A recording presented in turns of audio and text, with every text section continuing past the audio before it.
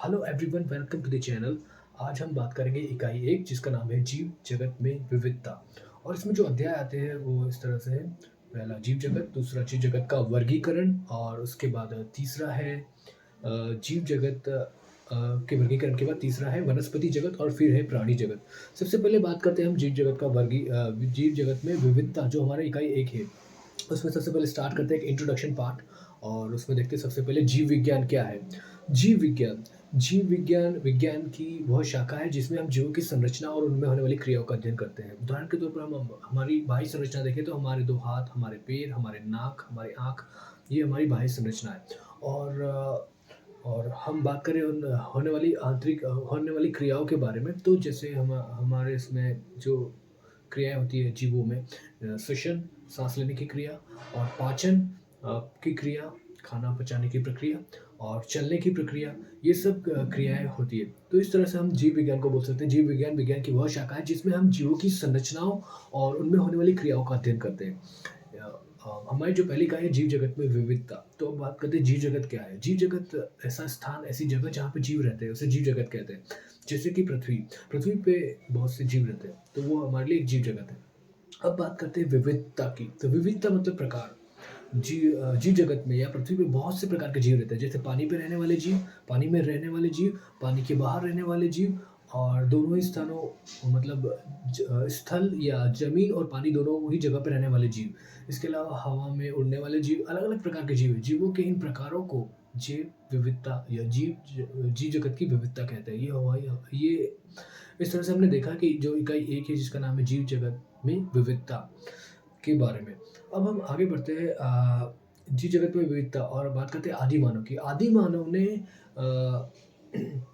पहले से ही विभेद कर लिया था सजीव और निर्जीव के बीच में। सजीव जैसे कि जंतु या जानवर, और वनस्पति, और निर्जीव जैसे कि समुद्र में या पानी, आग, और हवा कि हवा, उसने ये जान लिया था कि ये सब निर्जीव है। उसने सजीव और निर्जीव के बीच में अंतर स्पष्ट कर लिया था।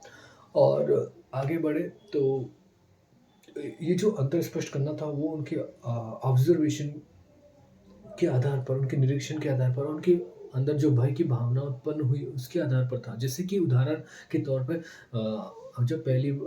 जब आदि मानव ने पहली बार देखा होगा बादल को गरजते हुए और बिजली चमकते हुए, तो वो भयभीत हुआ होगा। तो साथ ही साथ उसने एक ऑब्जर्वेशन भी लिया कि हर बार ये घटना हो रही है। उसी तरह से दूसरा एग्ज़ाम्पल देखिए कि आदि मानव ने पहली बार शेर को दूर से शिकार करते हुए देखा होगा, और ये पहचाना होगा कि ये जीव बहुत खतरनाक है। तो उसने अपने ऑब्जर्वेशन, अपने निरीक्षण, और अपने अंदर भय की भावना के आधार पर ये शुरुआती ज्ञान प्राप्त किया होगा, ये अध्ययन किया होगा। और आगे बात करें तो अ, आदि मानव के बारे में हमने बात करी कि उसने सजीव निर्जीव के बीच में अंतर कर लिया था, और भय की भावनाओं के आधार पर या अपने ऑब्जर्वेशन के आधार पर शुरुआती अध्ययन किया था।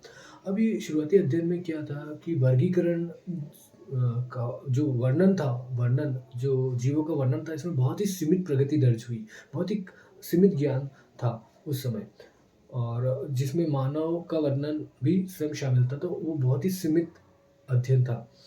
और आगे बात करें हम वर्गीकरण के बारे में, तो वर्गीकरण जो था वो जो किस आधार पे किया जाता था, समानताओं के आधार पर। समान गुण वाले जीव एक तरफ, हर समूह में समान समान गुण वाले जीव थे। तो ये समानता का आधार था शुरुआत में वर्गीकरण के लिए। और वर्गीकरण के बारे में और बात करें तो जब भी वर्गीकरण करते हैं तो 2 चीज़ों की आवश्यकता होती है। पहली तो जीवों का नामांकन किया जाए, उसके बाद जीवों को एक समूह में रखा जाए। जीवों को वर्गीकृत करने के लिए नामकरण पद्धति और वर्गीकरण पद्धति, इन 2 चीज़ों की मदद ली जाती है। और जीवों के बारे में और बात करें तो जो प्राचीन जीव थे, जो पहले के जीव थे, जो विलुप्त हो चुके हैं, जो विलुप्त होने की कगार पे है, और जो अभी के जीव हैं, उनके बीच में कुछ न कुछ संबंध रहता है। इस संबंध के अध्ययन के लिए जीवों को संरक्षित रखा गया, और उसके लिए आंदोलन किए गए। उन्हें सांस्कृतिक आंदोलन कहते हैं, जिसमें जीवों को संरक्षित रखा जाता है ताकि जीवन को और अच्छे से समझा जा सके, जीवों के बीच संबंध को समझा जा सके। अब इस अध्याय के बारे में बात करते हैं, इस इकाई के बारे में बात करते हैं जिसका नाम है जीव जगत में विविधता या जीव जगत में विविधता।